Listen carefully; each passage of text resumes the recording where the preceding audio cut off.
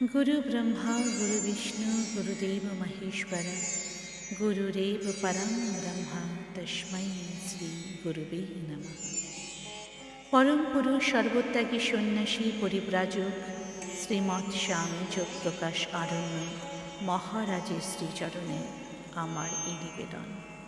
ওনার জন্ম 29 এপ্রিল 15 বৈশাখ 1912 সালে আর তিরোধান 14 ডিসেম্বর 2010 সালে। ওনার সন্ন্যাস জীবনের কিছু প্রাক ও পরবর্তী জীবনের ঘটনা প্রবাহ, ওনার মুখনিসৃত কিছু কাহিনী, অলৌকিক ঘটনা, শিষ্যদের মুখ হতে শোনা ও করুণাধারা বই থেকে সংগ্রহীত ঘটনা প্রবাহ ওনার আত্মকাহিনীর মধ্যে দিয়ে তুলে ধরবার চেষ্টা করছি। সপরিবারে আমি এখন ব্যাঙ্গালোরে থাকি। মাত্র 11 বছর বয়সে গুরুদেব দাদুর কাছে আমার দীক্ষা হয়েছিল। সেই সময় আমার বাবা ঈশ্বর দুর্গাদাস নাগ উত্তরবঙ্গের ডিমডিমা চা বাগানে কর্মরত ছিলেন। কথায় আছে, জন্ম জন্মান্তরে গুরু বাধা থাকে। আমাদেরও অকস্মাৎ ওনার সাথে দেখা হয়ে গেল ডিমডিমার কাকলি মিত্রদের বাড়িতে, যেখানে উনি ওনার জন্ম উৎসবে সঙ্গীত শিল্পী চয়নে এসেছিলেন। শ্রীকৃষ্ণ নাম মোর গানটির মাধ্যমে আমারও সুযোগ হয়ে গেল ওনার অনুষ্ঠানে গান গাইবার। আর সাথে আমার মায়ের প্রবল ইচ্ছা জাগ্রত হলো দীক্ষাগুরু হিসেবে ওনাকে পাবার। প্রথম কোনো সাধুকে এত কাছের থেকে দেখেছিলাম। গেরুয়া ধুতি, গেরুয়া ফতুয়া, পাশের গেরুয়া থলিতে বই আর পানির কৌটো, তাতে ওনার প্রয়োজনীয় দ্রব্য সামগ্রী, গলায় জপের থলে, সোনালি ফ্রেমের চশমা, লম্বা দাড়ি, লম্বা চুল, চারপাশটা ওনার জর্দার একটা সুন্দর গন্ধে ভরে থাকত। খুব বড় চেহারা না হলেও অসাধারণ দীপ্তিময় এবং সৌম্য ব্যক্তিত্ব পূর্ণ ছিলেন। উনি ছিলেন পরিব্রাজক সন্ন্যাসী, সর্বত্যাগী, অতীত, বর্তমান, ভবিষ্যৎ তিনটি কালকেই দেখতে পেতেন। ওনার মহাজীবনের মণিকোঠা থেকে কিছু অলৌকিক ও অকল্পনীয় ঘটনা প্রবাহ, যার বিন্দুমাত্র আভাস পেয়েছি, যদিও তা ব্যাখ্যা করা মুশকিল, তবুও কিছুটা হলেও এখানে তুলে ধরবার চেষ্টা করছি। ওনার পূর্বনিবাস অধুনা বাংলাদেশের ঢাকায়, কিন্তু ওনার জন্মস্থান জলপাইগুড়ি শহরে। ওনার ছোটবেলা কেটেছে এই শহরেই। মায়ের অত্যন্ত আদরের সন্তান ছিলেন উনি। লেখাপড়ায়, গানে, বাজনায় চিরকাল ভালো। তবে ছোট থেকে ধ্যান করতে খুব ভালো লাগতো। আর ভালো লাগতো বড় বড় মানুষদের সান্নিধ্য পেতে। যেখানে সাধু, ফকির, দুঃখী মানুষ দেখতেন, সেখানেই ছুটে যেতেন। ওনার মাও ছিলেন অত্যন্ত ভক্তিমতী।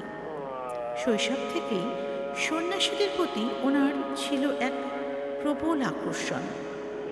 উনি প্রথম অবাক হয়েছিলেন যখন একবার এক মস্ত সাধু ওনাদের বাড়িতে আসেন। উনি তখন অনেক ছোট। সাধুকে আসনে বসতে দিয়ে মা অনেক বড় বড় সন্দেশ গ্রহণ করতে দিলেন।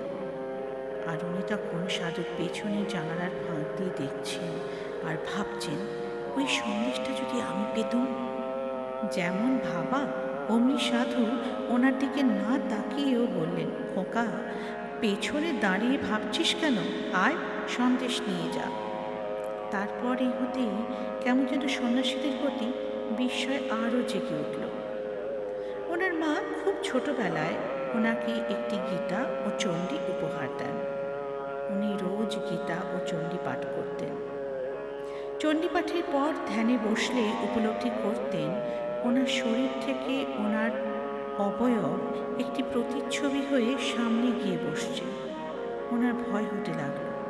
তারপর জানতে পারলেন পরমহংস শ্রী রামকৃষ্ণদেব হৃদেকে বলতেন, যা হৃদে তামাক নিয়ে আয়। ধ্যানে ওনার আত্মা বেরিয়ে যেত শরীর থেকে, কিন্তু ফিরে আসতো সেই তামাকের টানে। উনিও সেই মতো শুরু করলেন। পরে নস্যি এক টিপ নিয়ে রেখে দিয়ে মনে ভাবতেন, পরে আর এক টিপ নেব। এভাবে ধ্যানে তার আর ব্যাঘাত ঘটত না। উনি বলতেন, পড়াশোনার কোনো বিকল্প নেই। জীবনে যত পারো পড়ে যাও, আর রোজ একটি করে শ্লোক হলেও গীতা পড়বে। শ্রীকৃষ্ণ সর্বদা তোমার সাথে থাকবেন। উনি যখন অপরিণত, যখন কৈশোর যৌবনের কোনো এক সন্ধিক্ষণে এসে দাঁড়িয়েছেন, সংসারের স্নেহ বন্ধন যখন একদিকে তার হাত ধরে টানছিল, তখন আরেকদিকে সব কিছুর মাঝেও মনটা উধাও হয়ে যেত। উনি চাইতেন সব বন্ধন হতে মুক্ত হয়ে কিসের এক বন্ধনে জুড়ে যেত। উনি ছিলেন MA, অসাধারণ জ্ঞানী, সর্বকার্যে পারদর্শী, সঙ্গীতের অসীম জ্ঞান, অগাধ পাণ্ডিত্য ও অনেক উচ্চমার্গের সাধক হয়েও ওনার সদা হাস্যময় শিশুসুলভ মনোভাব এবং নিজেকে লুকিয়ে রাখা অতি সাধারণের মতো করে, যা সকলকে মুগ্ধ করত।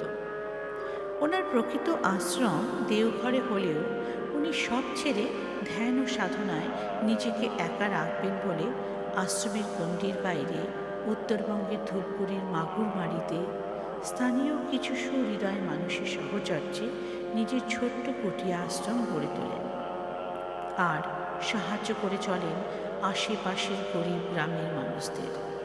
ওনার মন্ত্র ও ভেষজ জ্ঞানের দ্বারা উপকার করে চলেন কারো কঠিন অসুখে, কারো বিয়ে, কারো সন্তান হচ্ছে না, কারো জীবনে বিশাল মৃত্যু ভাড়া, অথচ মন্ত্র বল ও যোগ বলে উনি বলতেন সব সম্ভব।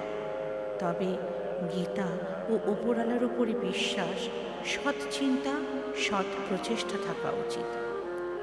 ওনার আশ্রমটি ছিল আম, জাম, কাঁঠাল, হরিতকি, রুদ্রাক্ষ, এছাড়া অনেক ধরনের ভেষজ গুণসম্মত বৃক্ষ তরুলতা দিয়ে ঘেরা।